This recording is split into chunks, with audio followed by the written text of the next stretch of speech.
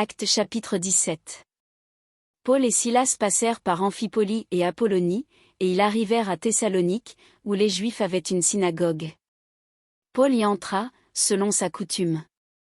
Pendant 3 sabbats, il discuta avec eux, d'après les Écritures, expliquant et établissant que le Christ devait souffrir et ressusciter des morts. Et Jésus que je vous annonce, disait-il, c'est lui qui est le Christ. Quelques-uns d'entre eux furent persuadés, et se joignirent à Paul et à Silas, ainsi qu'une grande multitude de Grecs craignant Dieu, et beaucoup de femmes de qualité. Mais les Juifs, jaloux, prirent avec eux quelques méchants hommes de la populace, provoquèrent des attroupements, et répandirent l'agitation dans la ville. Ils se portèrent à la maison de Jason, et ils cherchèrent Paul et Silas, pour les amener vers le peuple. Ne les ayant pas trouvés, ils traînèrent Jason et quelques frères devant les magistrats de la ville, en criant, « Ces gens, qui ont bouleversé le monde, sont aussi venus ici, et Jason les a reçus. Ils agissent tous contre les édits de César, disant qu'il y a un autre roi, Jésus. » Par ces paroles ils émurent la foule et les magistrats, qui ne laissèrent aller Jason et les autres qu'après avoir obtenu d'eux une caution. Aussitôt les frères firent partir de nuit Paul et Silas pour Bérée. Lorsqu'ils furent arrivés, ils entrèrent dans la synagogue des Juifs. Ces Juifs avaient des sentiments plus nobles que ceux de Thessalonique, ils reçurent la parole avec beaucoup d'empressement, et ils examinaient chaque jour les Écritures, pour voir si ce qu'on leur disait était exact.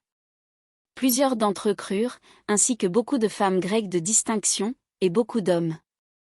Mais, quand les Juifs de Thessalonique surent que Paul annonçait aussi à Bérée la parole de Dieu, ils vinrent y agiter la foule. Alors les frères firent aussitôt partir Paul du côté de la mer, Silas et Timothée restèrent à Bérée. Ceux qui accompagnaient Paul le conduisirent jusqu'à Athènes. Puis ils s'en retournèrent, chargés de transmettre à Silas et à Timothée l'ordre de le rejoindre au plus tôt.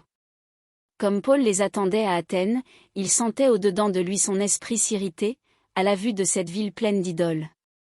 Il s'entretenait donc dans la synagogue avec les Juifs et les hommes craignant Dieu, et sur la place publique chaque jour avec ceux qu'il rencontrait. Quelques philosophes épicuriens et stoïciens se mirent à parler avec lui. Et les uns disaient, « Que veut dire ce discoureur ?» D'autres, l'entendant annoncer Jésus et la résurrection, disaient, « Il semble qu'il annonce des divinités étrangères. » Alors ils le prirent, et le menèrent à l'Aréopage, en disant, « Pourrions-nous savoir quelle est cette nouvelle doctrine que tu enseignes ? Car tu nous fais entendre des choses étranges. Nous voudrions donc savoir ce que cela peut être. » Or, tous les Athéniens et les étrangers demeurant à Athènes ne passaient leur temps qu'à dire ou à écouter des nouvelles. Paul, debout au milieu de l'Aréopage, dit, « Hommes athéniens, je vous trouve à tous égards extrêmement religieux. Car, en parcourant votre ville et en considérant les objets de votre dévotion, j'ai même découvert un autel avec cette inscription, à un Dieu inconnu. Ce que vous révérez sans le connaître, c'est ce que je vous annonce. Le Dieu qui a fait le monde et tout ce qui s'y trouve, étant le Seigneur du ciel et de la terre, n'habite point dans des temples faits de mains d'hommes.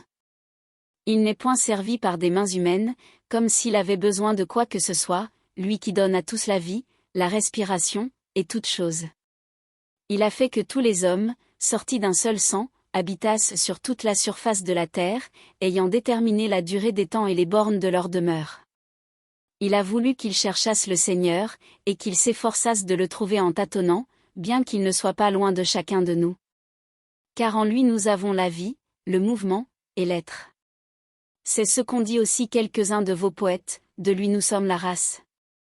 Ainsi donc, étant la race de Dieu, nous ne devons pas croire que la divinité soit semblable à de l'or, à de l'argent, ou à de la pierre, sculptée par l'art et l'industrie de l'homme. Dieu, sans tenir compte des temps d'ignorance, annonce maintenant à tous les hommes, en tout lieu, qu'ils aient à se repentir. Parce qu'il a fixé un jour où il jugera le monde selon la justice, par l'homme qu'il a désigné, ce dont il a donné à tous une preuve certaine en le ressuscitant des morts. Lorsqu'ils entendirent parler de résurrection des morts, les uns se moquèrent, et les autres dirent, « Nous t'entendrons là-dessus une autre fois. » Ainsi Paul se retira du milieu d'eux. Quelques-uns néanmoins s'attachèrent à lui et crurent, Denis l'Aréopagite, une femme nommée Damarie, et d'autres avec eux.